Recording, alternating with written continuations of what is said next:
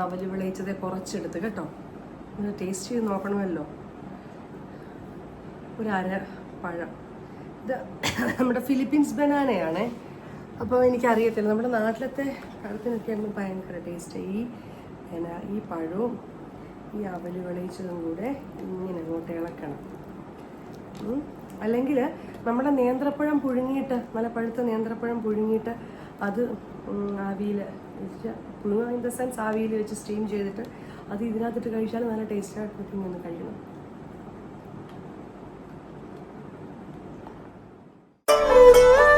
ആവശ്യമായിട്ടുള്ളത് മട്ട അവലാണ് ഞാൻ എടുത്തിരിക്കുന്നത്. വിളയിക്കുക എന്ന് പറയും, ചിലർ അവൽ വിളയിക്കുക എന്ന് പറയും. അപ്പോൾ അത് ഓരോരുത്തരുടെ നാടിൻ്റെ രീതി അനുസരിച്ച് ചൂടാക്കിയിട്ടുണ്ട്. ഇതിലേക്ക് ഞാൻ 1 ടേബിൾ സ്പൂൺ എണ്ണ ഒഴിക്കുകയാണ്. കാരണം എന്താണെന്ന് ചോദിച്ചാൽ അവലൊക്കെ നമ്മൾ വിളയിക്കുന്നുണ്ട്, നെയ്ക്കകത്ത് ഉണ്ടാക്കുമ്പോഴാണ് കുറച്ചുകൂടെ ആവശ്യത്തെ പോലെ. നമ്മുടെ ബിരിയാണി ഉണ്ടാക്കിയപ്പം എന്നാ പറയുന്നത്, ഇച്ചിരി കാഷ്യൂ ചെയ്ത് മൂപ്പ് കൂടിപ്പോയില്ലേ. ഇതൊരു സ്റ്റെയിൻലെസ് സ്റ്റീലിൻ്റെ പാത്രം ആയതുകൊണ്ട് ഇത് പെട്ടെന്ന് അങ്ങ് ചൂടാവും. ഇനി ഞാനതിൻ്റെ തീ അങ്ങ് നിർത്തുകയാണ് കേട്ടോ. അപ്പം ഇതിലേക്ക് നമ്മൾ ഈ ഒരു സമയം ഞാനിവിടെ ഇതും ഒരു 1/2 കിലോയോളമുണ്ട്. ഇത് ഞാനിവിടെ തിളച്ചുകൊണ്ടിരിക്കുകയാണ്. വെള്ളം ഏകദേശം ഒരു 300 ml വെള്ളമുണ്ട് കേട്ടോ. അപ്പം ഞാനിതൊരു എന്താ പറയുക, നമ്മുടെ ഒറ്റനൂൽ പരുവം എന്നൊക്കെ പറയത്തില്ലേ, അങ്ങനെ ഒരു ഒറ്റനൂൽ പരുവമാകാൻ വേണ്ടി ഒന്നും വെയിറ്റ് ചെയ്യുന്നില്ല. ഒന്ന് കാഷ്യൂ ഇട്ട് കൊടുക്കാം. കാഷ്യൂ ഒന്ന് നല്ലവണ്ണം മൂത്ത് വരണം കേട്ടോ. കാഷ്യൂ ഒന്ന് മൂത്ത് വന്നോട്ടെ. ചിലർ ഇതിനകത്ത് എന്താ പറയുന്നത്, കപ്പലണ്ടി ഇടാറുണ്ട്, ചിലർ ഇതിനകത്ത് തേങ്ങാക്കൊത്ത് ഇടാറുണ്ട്. പക്ഷെങ്കിൽ ചിലപ്പോഴൊക്കെ എൻ്റെ ഒരു മൂഡ് പോലെ ഞാൻ ഇടാറുണ്ട്. പക്ഷെ ഇന്നിപ്പം ഞാൻ തേങ്ങാക്കൊത്തും ഈ എന്താ പറയുന്നത് കപ്പലണ്ടി ഇതിനകത്ത് ആഡ് ചെയ്യുന്നില്ല കേട്ടോ. അപ്പോൾ ഈ പറങ്ങാണ്ടി എന്താ പറയുന്നത് അതൊന്ന് മൂത്ത് കഴിഞ്ഞ് നമുക്കിതിനെ ഒരു പാത്രത്തിലേക്ക് മാറ്റാം. നമുക്കിതിലേക്ക് കിസ്മിസ് ഇട്ട് കൊടുക്കാം. ഒന്ന് ഫ്രൈ ആയിക്കോട്ടെ. കിസ്മിസ് മൂത്തിട്ടുണ്ട്, നമുക്കതിനെ ഒരു പ്ലേറ്റിലേക്ക് മാറ്റാം കേട്ടോ. കുഞ്ഞുങ്ങളൊക്കെ 4 മണിക്ക് സ്കൂൾ വിട്ട് കഴിഞ്ഞ് വരുന്നുണ്ടേ ഒരു നല്ല 4 മണി പലഹാരമാണ്. അതിനുശേഷം ഇതിലേക്ക് ഞാൻ ചേർക്കുന്നത് നമ്മുടെ പരിപ്പുണ്ടല്ലോ, പരിപ്പാണ്. ഇത് ഞാൻ കഴുകി വെച്ചിരുന്ന പരിപ്പാണ്. കാരണം എനിക്ക് അവല് വിളയിക്കേണ്ടത് കൊണ്ട് ഞാൻ ഉച്ചയ്ക്ക് ഈ പരിപ്പ് ഒന്ന് കഴുകി ഞാൻ വെച്ച പരിപ്പാണ്. സാധാരണ നമുക്കിതിലേക്ക് വേണേൽ പൊട്ടുകടല ചേർക്കാം. പരിപ്പും ഫ്രൈ ആയിട്ട് തന്നെ വറുത്ത് കോരിട്ടുണ്ട്. ഇനി ഇതിലേക്ക് ഞാൻ ചേർക്കാൻ പോകുന്നത് തേങ്ങാപ്പീരയാണ് കേട്ടോ. തേങ്ങാപ്പീരയാണ്. അതൊരാവശ്യത്തിന് അങ്ങ് ചേർത്ത്. ഞാനൊരു ഏകദേശം 1/2 കിലോയോളം അവല് വിളയിക്കുന്നില്ലേ, അതുകൊണ്ട് ഞാനൊരു 1 ബോക്സോളം തേങ്ങാപ്പീര ഞാനങ്ങ് ചേർക്കും. മാക്സിമം 1 ബോക്സോളം. കാരണം അവല് വിളയിക്കുന്നതിനകത്ത് തേങ്ങ ഒന്ന് വറുത്ത് കിടക്കുമ്പോഴാണ് അതിൻ്റെ എന്താ പറയുന്നത് ആ ടേസ്റ്റ് ഇച്ചിരൂടെ കൂടുതലായിട്ടുള്ളത്. പിന്നെ ഞാൻ പറയാൻ വിട്ടുപോയ നമ്മുടെ പൊട്ടുകടലയില്ലേ, യഥാർത്ഥത്തിൽ പൊട്ടുകടലയാണ് ചേർക്കുന്നത്.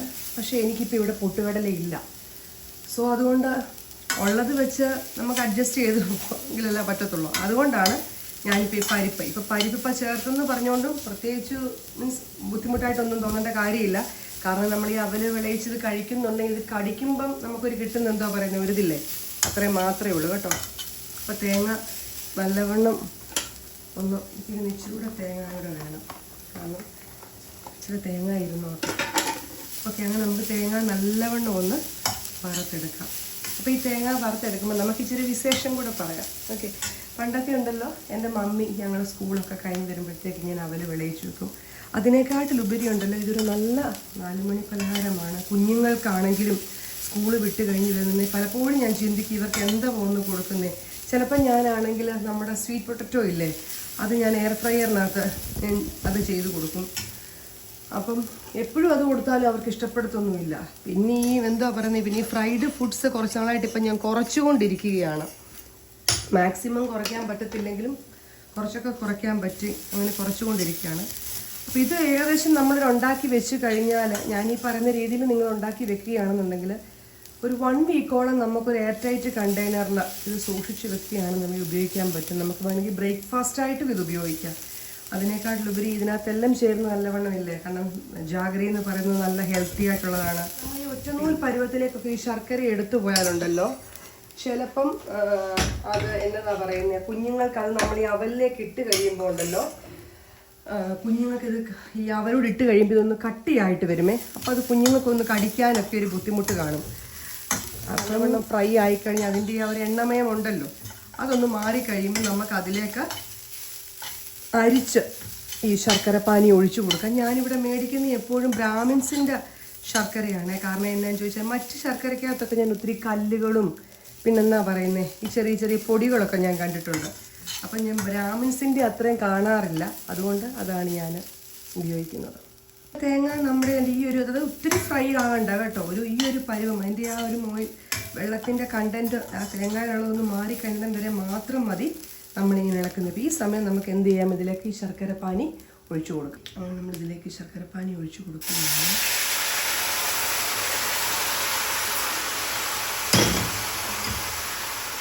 ഞാൻ എന്തായാലും ഇതിലേക്ക് മൊത്തം പാനിയും ഒഴിച്ചു കൊടുക്കുന്നില്ല കേട്ടോ. കാരണം നമ്മൾ ഈ ഒരു അളവ് നമുക്കറിയാമല്ലോ, അത് നോക്കി മനസ്സിലാക്കി കഴിഞ്ഞതിന് ശേഷം മാത്രം നമ്മൾ ഒഴിച്ചു കൊടുത്താൽ മതി. ഞാൻ കുറച്ചങ്ങ് സ്റ്റോർ ചെയ്ത് മാറ്റി വെക്കും. കാരണം നല്ലവണ്ണം ഇളക്കി കൊടുക്കുക.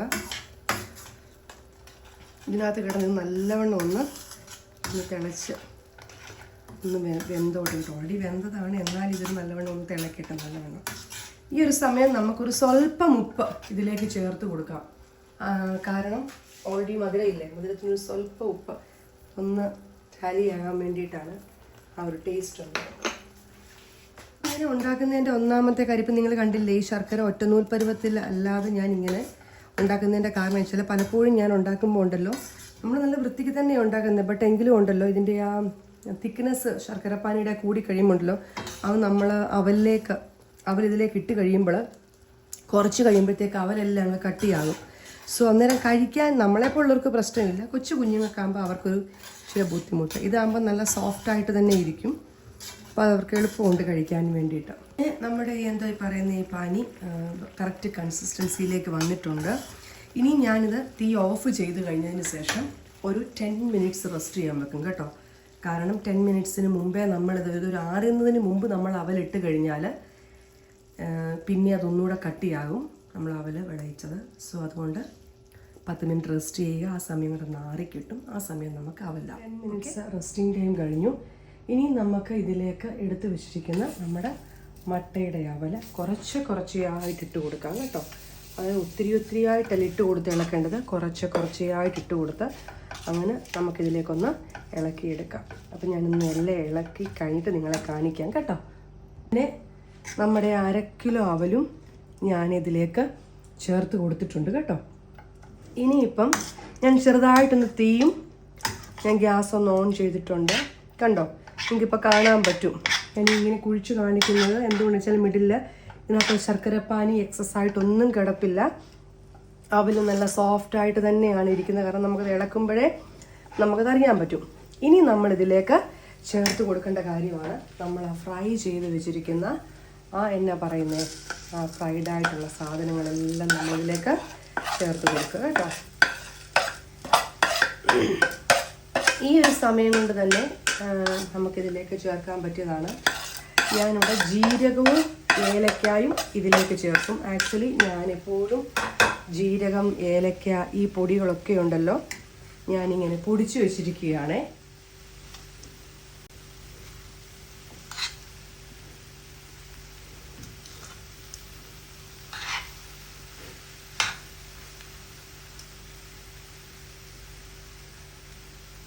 ഇനി നമുക്ക് അടുത്തതായിട്ട് ഇതിലേക്ക് എള്ള് ചേർക്കണം. ഓക്കെ, സോ അതിനായിട്ട് നമുക്ക് പിന്നെയും കുറച്ച് നെയ്യ് ഒഴിച്ചു കൊടുക്കാം. നെയ്യ് നല്ലവണ്ണം ഒന്ന് ചൂടായിക്കോട്ടെ കേട്ടോ. ഇതിനകത്തോട്ട് കിടന്ന്